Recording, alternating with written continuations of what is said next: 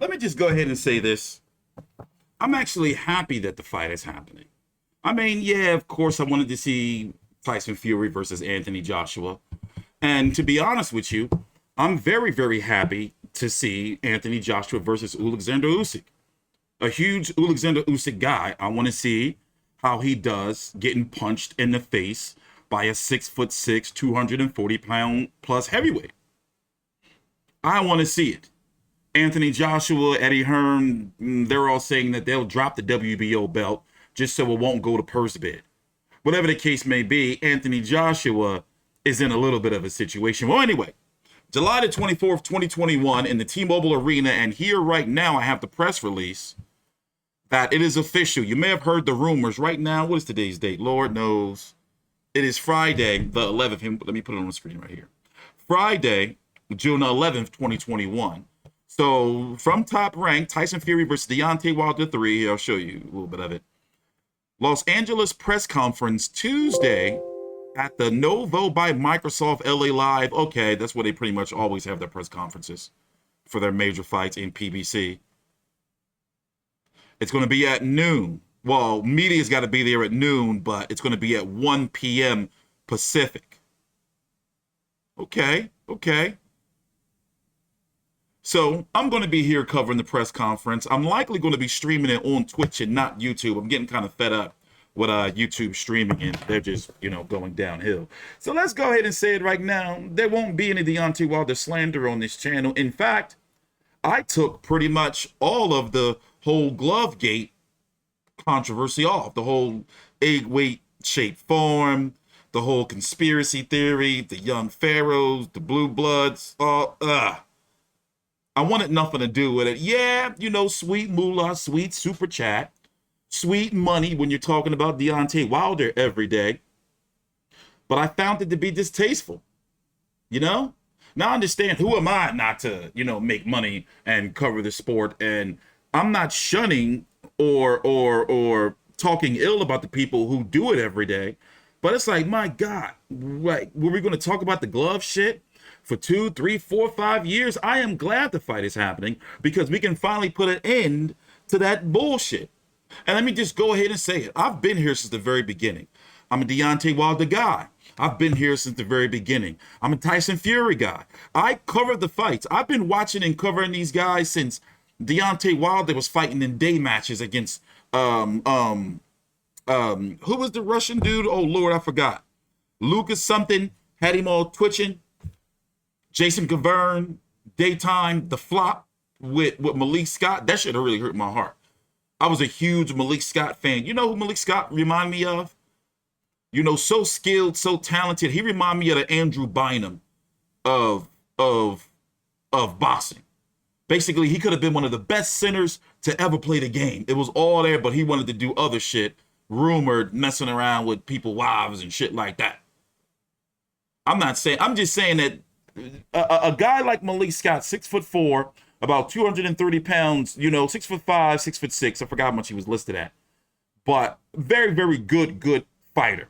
And as you can see, if you don't know, he's been taking over more of a, actually, you can say he is the trainer of Deontay Wilder. And I've been hearing that he was going to be the trainer for some time. I didn't believe it. Oh, by the way, he also, I don't know if he's still engaging in that type of activity, but he was also doing softcore porn, maybe hardcore porn too, on his Instagram. Let me tell you a funny story. So my ex-girlfriend, I forgot what I'm doing. I think she daring. I'm thinking I'm doing something boxing related. And she, how women get big. She's scrolling through the Instagram and like, hey, babe, I want this to be us. And I'm like, all right, you know what I'm saying? Let me see. What is it? She showed me the phone. I'm like, wait a minute. I'm like, what the fuck? And it's this tall, bald, tattooed dude sucking on the toes or some butt-ass naked shit with some beautiful BBW. Guess what? It's Malik motherfucking Scott. He's a meme to my son, Malik Scott. So anyway, he be on some shit. Philly stand up. So what I'm saying is this. I still think that Deontay Wilder's going to get beat up. Is that a crime? Then lock me up and throw away the goddamn key. Like, there's levels to this shit. Now, we do know he got that bionic right arm with the rebar and all that shit. If you don't know, go look it up. He's had multiple surgeries on that shit. You know, he does look like he's, you know, starting to, like, you know, do different things with Malik Scott. But nonetheless, he's already tainted.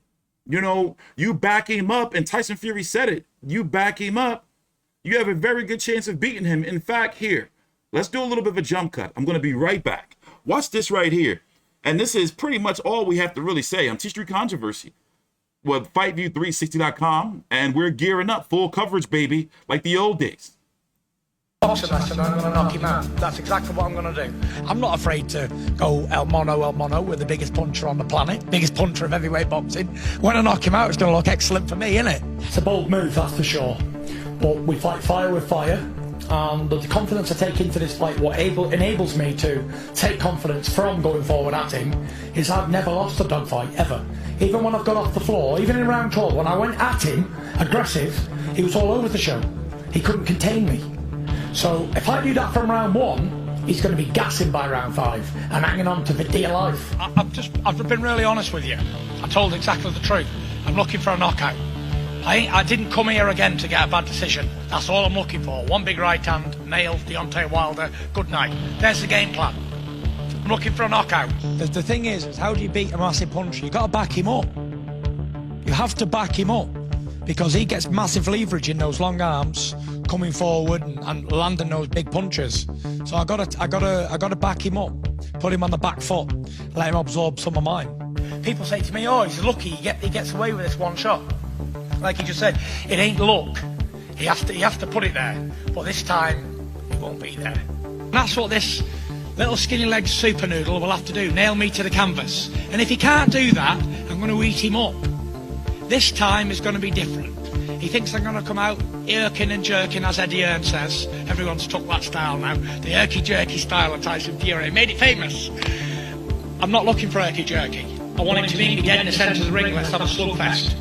Best man stands up, loser goes down. Want to taste blood? You've said this before, and you've said it in the lead. Does not bother me. I'm going to take him, I'm going to cut him and see how he feels like it. I'm going to see if he's going to get up off the floor. I'll meet you, Deontay, in the middle of the ring, 22nd of February. I won't be running. You won't have to look anywhere for me. Just watch out for the right hands. He's an on-top fighter. He's a bully fighter. And when a bully gets bullied, he folds every single time. He can laugh about it now. When he's on his back looking up at me, he'll know what I'm talking about. Well, and that was his prediction. He said everything that he was going to do. And I'm predicting that he's going to do it again. Will he go directly at Deontay Wilder like he did before? I mean, remember, Deontay Wilder is like a vicious animal with his back against the wall. And he's already talking about homicidal shit. Now, you know he can get real biblical on you when he wants to talk about hurting you, putting you in the dirt. Now, my personal opinion is I do feel that a lot of this is you can put on Eddie Hearn in Matchroom. Bob Arum was saying for quite some time like Eddie Hearn needed to shut his mouth. Eddie Hearn has jumped the gun many times in the past before. Hell, Eddie Hearn even lied to me in my face. No bullshit. I'm going to pull it up for you. He told me that Kell Brook versus Khan was done, and it wasn't done. Then what did Amir Khan go do? He went on and fought Terrence Crawford instead. Watch this. So you got to think if you're Deontay Wilder, more importantly, the two guys that are running the show, Al Heyman and Shelly Finkel, Eddie Hearn trying to smack him in the face, maybe Deontay Wilder could have got a super substantial millions, maybe tens of millions, 10, 20, who knows? Rumors were 30 million of step-aside money. It was that much money in Fury versus Joshua. It was that much money. We were talking about what? $150 million site fees and whatnot? They would have still made off with so much. And Deontay Wilder got a nice chunk step-aside that could, you know, be potentially the biggest step-aside agreement of all time. Kell Brook, Khan, TstreeT, Hearn. So you got to think how, now look, it's only 11 seconds, but I said, you know what? I'm going to seal this shit in time. I said, I'm going to seal this shit in time. I think this was at Jacobs versus Derevianchenko, and he told me a fib. Eddie Hearn, he told me a fib. And then can you give us some thoughts on Kell Brook real quick? He's coming back December 8th, right? Back, and then he's going to fight Amir Khan in March. That's an exclusive. Oh, thanks, bro. And then he had the nerve to point at me and say it was an exclusive. Damn jivester. So the undercard is going to be Robert Hernandez versus Adam Kownacki 2. Nice fight. I'm looking forward to F.A. Ajagba versus Frank Sanchez, leading toward Frank Sanchez. And you're going to have Gerald Big Baby Anderson versus who? July 24th in the T-Mobile Arena. I expect for this pay-per-view to be $74.99. Surprisingly, pay-per-view prices are down, with Mayweather versus Paul being $49.99. That was a shock to me. I actually paid $25 for it over on FanMio. Early purchase. And they sent me a free t-shirt. Tank Davis versus Mario Barrios is $69.99, when, if I'm correct, Tank Davis versus Leo Santa Cruz was $75. So I'm wondering if this pay-per-view, which is going to be a joint broadcast between Fox and ESPN again, I'm wondering if, you know, it's also going to follow the trend of being $69.99, or if they're going to go with the traditional $74.99. Now, of course, there's so much to talk about before the fight happens. Now, if you don't know, I've covered everything Wilder versus Fury 1, everything Wilder versus Fury 2. We even had people, big homie Rob Suarez out there putting in the work, getting to the event. This time, since I'm rebuilding, rebranding, we're taking our time with this, going back to the roots. Nonetheless, we're still going to be covering everything. And also, I am actually going to be streaming more on Twitch now, because frankly, YouTube is really getting on my nerves. You know, so Twitch is more built towards streaming. You get more leeway with things. So when it comes to the Wilder versus Fury 2 press conference, I'm going to be streaming that over on Twitch. When it comes to the 3 press conference, Fury versus Wilder 3, when it comes to pretty much all my live streams from now or until further notice, I'm really just trying to break away from YouTube streaming. I'm going to be over on Twitch. And Twitch is starting to gain a lot more momentum in sports. So once again, I'm not going to be too long-winded. I got Tyson Fury. Now, we can get more deeper into the storylines as we get closer to the fight. You know, how many days? Alexa, how many days until July 24th? Tea's getting cold. Saturday, July 24th, 2021 is in 43 days. Yeah, see, 43 days. We have a lot to unpack. Now, I expect for the winner to fight the winner of Alexander Usyk, well, Anthony Joshua and Alexander Usyk, for the WBO, WBA, and IBF titles. Luckily, there's no IBF mandatory right now, but we're not going to get into all the particulars. The point I'm trying to make is the winner of this, if Joshua Usyk strike a deal to fight in August or so, we can still have Fury, who I'm predicting going to defeat Deontay Wilder, versus Joshua Usyk winner.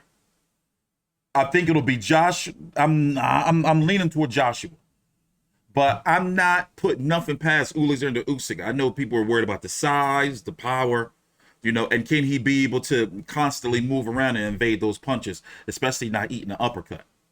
Nonetheless, what I'm trying to say is there's still a good chance that if both parties win, we can still see Fury versus Joshua at the end of the year. And it'll mean even much more if Deontay Wilder is dispatched and Alexander Usyk is dispatched. I'm TstreeT Controversy with FightView360.com. We cover every single major fight live. Please subscribe.